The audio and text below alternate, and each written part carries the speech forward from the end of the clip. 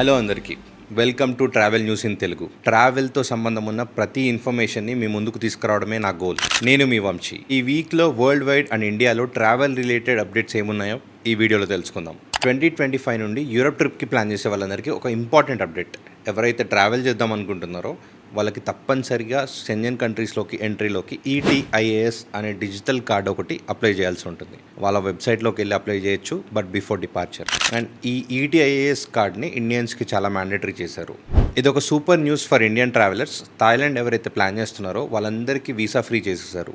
Already ఇది చాలా days నుంచి ఉంది, బట్ ఇప్పుడు దాన్ని ఎక్స్టెండ్ చేశారు. అండ్ మనం అక్కడ 60 days కూడా స్టే చేయొచ్చు. అండ్ ఇప్పుడు అక్కడ టెంపరేచర్స్, వెదర్ కూడా చాలా మనకు అనుకూలంగా ఉంటుంది.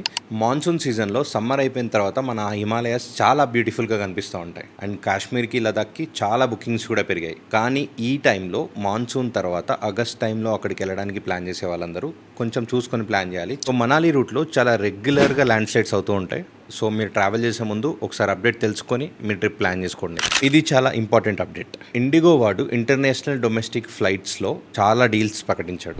ఆగస్ట్ 3rd to 6th ఈ ట్రావెల్ సేల్ అనేది ఉంటుంది.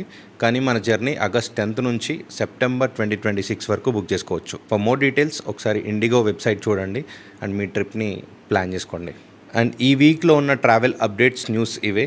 ఇలాంటి వీడియోస్ కోసం లైక్, షేర్ అండ్ సబ్స్క్రైబ్ చేయడం మర్చిపోకండి. అండ్ బెల్ ఐకాన్ కూడా యాక్టివేట్ చేయండి.